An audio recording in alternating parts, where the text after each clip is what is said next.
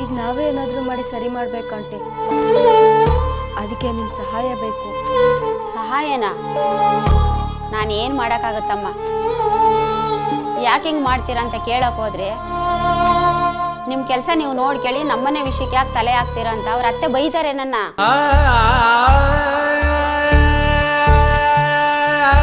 Aunty, ನೀವೇನು ಅವ್ರ ಹತ್ರ ಕೇಳೋದು ಬೇಡ.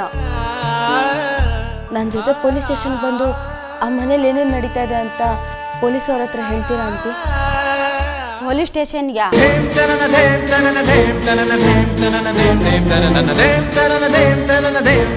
ಅದು ನಾನು ನನ್ನ ಗಂಡ ಮಗ ಸೊಸೆ ಎಲ್ಲ ಸಾಯಂಕಾಲ ಧರ್ಮಸ್ಥಳಕ್ಕೆ ಹೋಗ್ತಾ ಇದ್ದೀವಮ್ಮ.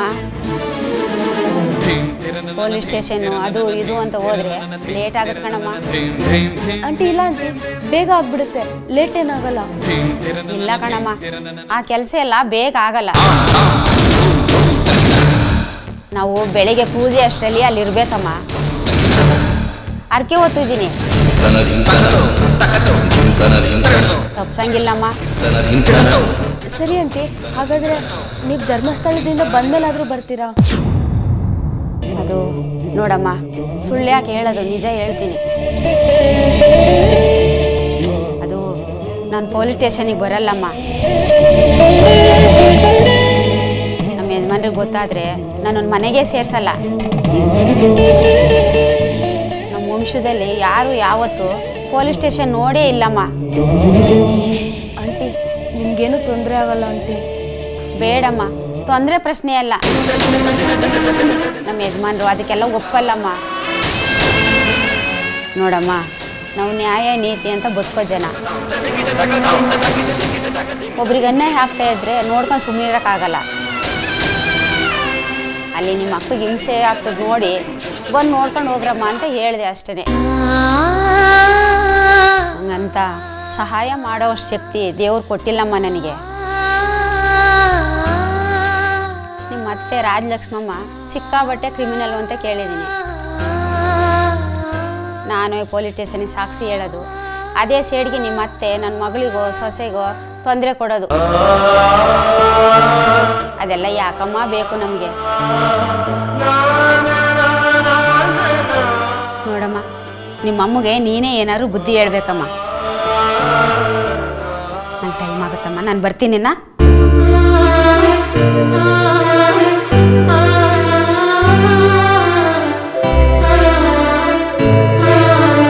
ಸರಿ ಆಂಟಿ, ಬರ್ತೀನಿ.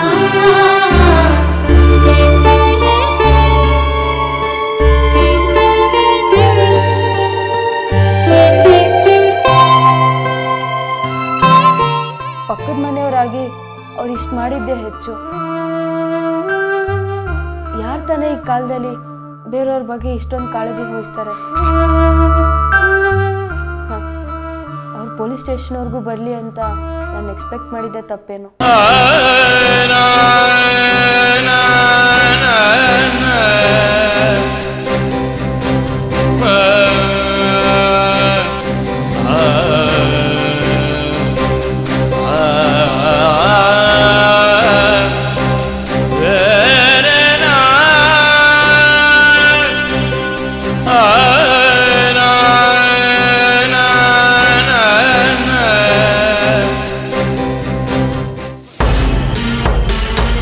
ಏನಂತಮ್ಮ? ಅನಂತುಗೆ ನಾನು ಪೊಲೀಸ್ನವ್ರಿಗೆ ಇನ್ಫಾರ್ಮ್ ಮಾಡಿದ್ನಲ್ಲ, ಆ ವಿಷಯ ಗೊತ್ತಾಗ್ಬಿಡ್ತು ಕಣ. ಅದೇ ಗೊತ್ತಾಯ್ತು ಅವನಿಗೆ? ಮಿಮಿಕ್ರಿ ವಾಯ್ಸ್ನಲ್ಲಿ ಮಾತಾಡಿ ನನ್ನ ಬಾಯಿಂದನೇ ಎಲ್ಲ ತಿಳ್ಕೊಂಬಿಟ್ಟ ಕಣ. ಏನು ಮಾಡೋದು? 25 ಲಕ್ಷ ಕೊಡು, ಇಲ್ದಿದ್ರೆ ಪೊಲೀಸ್ನವ್ರಿಗೆ ಸರೆಂಡರ್ ಆಗಿ ನಿಮ್ಮ ಬಗ್ಗೆ ಎಲ್ಲ ಹೇಳ್ಬಿಡ್ತೀನಿ ಅಂತ ನನ್ನನ್ನೇ ಹೆದರಿಸ್ತಾ ಇದ್ದಾನೆ. ಏನಮ್ಮ ಮಾತೆತ್ತಿದ್ರೆ ಎದುರಿಸ್ತಾನೆ? ಈಗ ಏನಮ್ಮ ಮಾಡೋದು? ಹೆದರ್ಸ್ಲಿ ನಾನು ಕೊಡ್ತೀನಿ.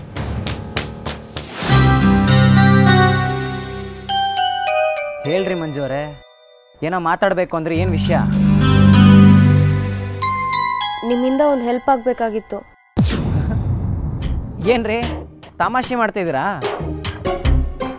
ನಾನು ಹುಡುಗಿರನ್ನ ಚುಡಾಯಿಸೋನು, ಮಂಗಳಮ್ಮಂಗೆ ಕಣ್ಣು ಹೊಡಿಯೋನು, ಚೀಪ್ ಮೆಂಟಾಲಿಟಿ ಅವನು. ನನ್ನಂತವನ ಹತ್ರ ನಿಮ್ಗೇನು ಹೆಲ್ಪ್ ಆಗತ್ತೆ? ನೋಡಿ, ಕೆಲವೊಂದು ಪರಿಸ್ಥಿತಿಗಳಲ್ಲಿ ಯಾರು ಒಳ್ಳೆಯವರು ಯಾರು ಕೆಟ್ಟವರು ಅಂತ ಜಡ್ಜ್ ಮಾಡೋ ಶಕ್ತಿನ ನಾವು ಕಳ್ಕೊಂಡ್ಬಿಟ್ಟಿರ್ತೀವಿ. ಕೆಟ್ಟವ್ರನ್ನ ಒಳ್ಳೆಯವರು ಅಂತ ನಂಬಿಡ್ತೀವಿ. ಒಳ್ಳೆಯವ್ರ ಮೇಲೆ ಸುಮ್ಮನೆ ಕೋಪ ಮಾಡ್ಕೋತೀವಿ. ನಿಮ್ಮ ಅತಿಯಾದ ಒಳ್ಳೆತನನೇ ನಂಗೆ ತುಂಬ ಇರಿಟೇಟ್ ಮಾಡ್ತಾ ಇತ್ತು. ಏನು ಪ್ರಪಂಚದಲ್ಲಿ ಇವ್ರೊಬ್ಬರೇನೋ ಒಳ್ಳೆಯವ್ರು ಇರೋದು, ಮಿಕ್ಕವರೆಲ್ಲ ಕೆಟ್ಟವ್ರು ಅನ್ನಿಸ್ಬಿಡ್ತು.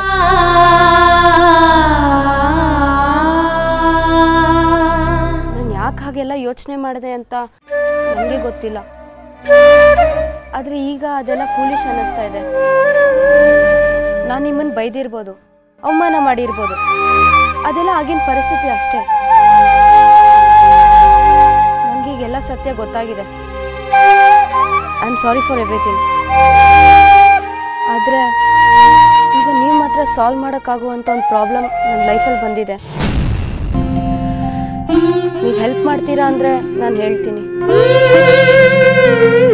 ಆಟೋ ಓಡಿಸೋದ್ರಿಂದ ಹಿಡಿದು ಏರೋಪ್ಲೇನ್ ಓಡಿಸೋವರೆಗೂ ಎಲ್ಲ ಕೆಲಸನೂ ಮಾಡ್ತಾರೆ. ನೀ ಕೆಲಸ ಮಾಡೋದ್ರಲ್ಲಿ ತಪ್ಪಿಲ್ಲ ಬಿಡು. ನೀ ಕೆಲ್ಸಕ್ಕೆ ಹೋದ್ರೆ ನಮ್ಮ ಅಮ್ಮನ ಹತ್ರ ದುಡ್ಡು ಕೇಳೋದೇ ಬೇಕಾಗಿರಲ್ಲ. ಓ, ನನ್ನ ಹತ್ರ ದುಡ್ಡು ಇಸ್ಕೊಂಡ್ರೆ ನಿಂಗೆ ಅವಮಾನ ಆಗಲ್ವಾ? ಏನು ಅವಮಾನನ? ನೀ ನನ್ನ ಹೆಂಡತಿ ಕಣೆ, ಅರ್ಧಾಂಗಿ. ನಿನ್ನ ಹತ್ರ ದುಡ್ಡು ಇಸ್ಕೊಳ್ಳೋದ್ರಲ್ಲಿ ನಂಗೇನೆ ಅವಮಾನ?